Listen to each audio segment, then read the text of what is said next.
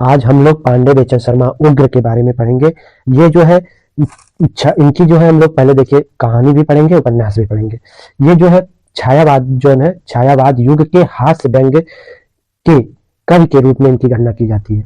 जो पांडे बेचन शर्मा उग्र हैं उनको जो है छायावाद युग में जो है हास्य व्यंग के व्यंग्यकार रूप कवि के रूप में इनकी गणना की जाती है। तो इनका देखिए थोड़ी से इनके बारे में हम लोग जान लेते हैं। तो उग्र जी जो है स्वतंत्र रूप से साहित्य में अपना अलग पहचान बनाई। लोगों ने उनके साहित्य को अश्लील व घासलेटी, कुछ लोग इनके जो है कुछ आलोचक इनके जो है साहित्य के अश्लील कहना, कुछ घासलेटी कहना और कहना, और जो है ये राजनीतिक जीवन पर करारा व्यंग किया है। सामाजिक राजनीतिक जीवन पर ही करारा व्यंग के लिए हमें हिंदू मुस्लिम में एकता, विधवा, अवैध संतान, वैश्यावृत्ति और व्यभिचारी आदि पर उग्र ने जो है बहुत मतलब बेकाबू से लिखना है। और इन्हें जो है यही के नाते जो है प्रतीतवादी कथाकार भी कहा जाला। और कुछ आलोचक जो है इनके प्रतीतवादी कथाकार ना माने। तो हम लोग अब इनके जो है कहानी देख लेते हैं। तो उग्र, पांडे बेचन शर्मा उग्र। उग्र लोग क्या होते हैं? चिंगारियां।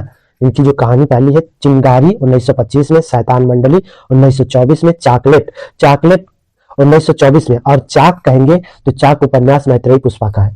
फिर देखिए चाकलेट, फिर बलात्कार, इंद्रधनुष, दो जख्मों की आग, निर्लज्जा, जब सारा आलम सोता है। तो अब इनको हम लोग याद कैसे करेंगे?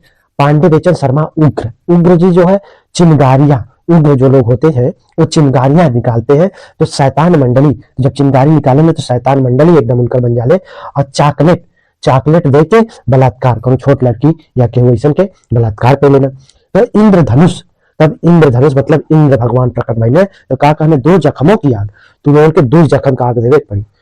तो कवन निर्लज्जा के लोगों के तनको लज्जा ना आई। जब सारा आलम सोता है तब तो लोगों से बदला ले। तो का कहे ना, जब सारा आलम सोता है। तो फिर से देख लीजिए इनकी कहानी।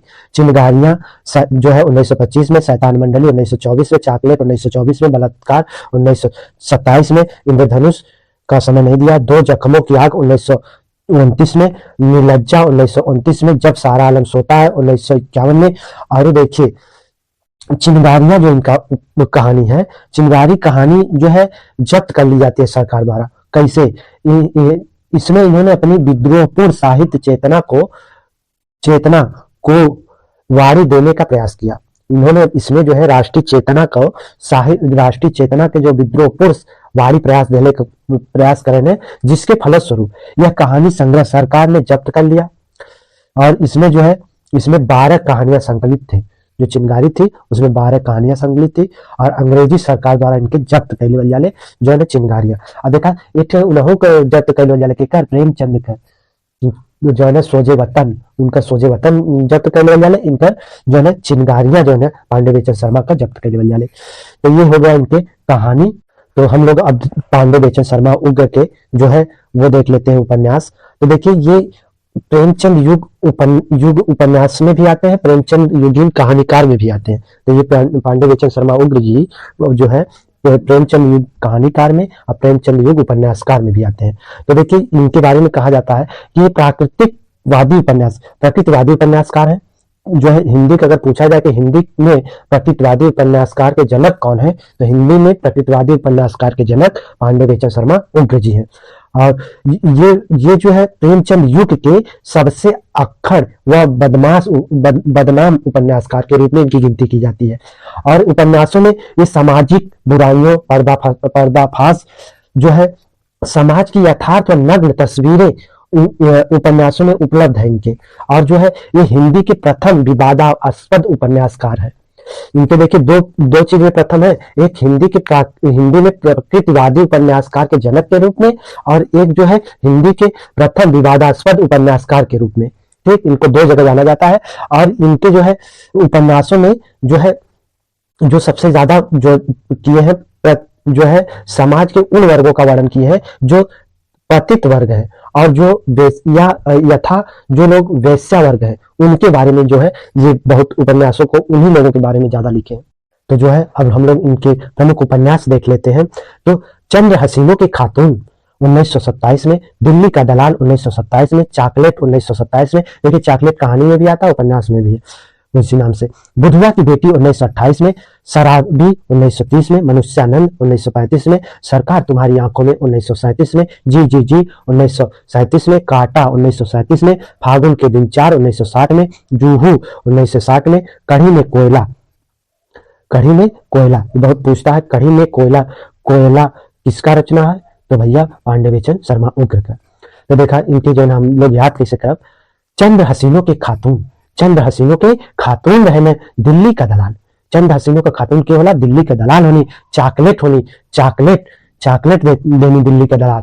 बुधवा की बेटी के, बुधवा की बेटी के और उ कैसन रहले? बुधवा की बेटी शराबी रहले, मनुष्यानंद रहले, सरकार तुम्हारी आंखों में, जी जी जी काटा, फागु के दिन 4, जूहू कढ़ी में कोयला।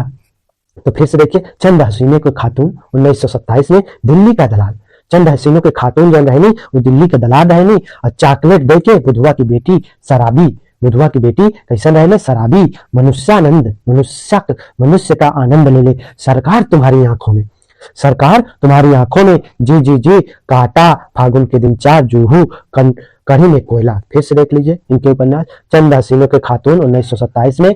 ये जो है, यह जो उपन्यास है यह प्रविधि का पहला उपन्यास है, जो इनका पत्रात्मक प्रविधि का जो है पहला उपन्यास है यह। और दिल्ली का दलाल 1927 में है, चॉकलेट जो है 1927 में, बुधवा की बेटी आर्य समाज का प्रभाव पे पड़ल है, आर्य समाज के, और शराबी मनुष्यानंद जो है, शराबी जो है 1930 में, मनुष्यानंद जो है 1935 में है। यह उपन्यास बुधवा की बेटी का रूपांतरण है, जो मनुष्यानंद है ये बुधवा की बेटी का रूपांतरण कल गया है। वह सरकार तुम्हारी आंखों में 1937 में है, और जी जी जी 1937 में है, काटा 1937 में, फागुन के दिन 4 1960 में है, जूहू 1960 में है, और कढ़ी में कोयला इंपॉर्टेंट है इनका। देखिए सबसे इंपॉर्टेंट जो उपन्यास है वो जो है बुधवा की बेटी है, और मनुष्यानंद है, और कढ़ी में कोयला। इतने जो है इनके बहुत इंपॉर्टेंट है, वेरी इंपॉर्टेंट है। तो आज बस यहीं तक हम लोग जो है पांडवेचन शर्मा के उपन्यास भी देख लिए, और जो है कहानी भी देख लिए।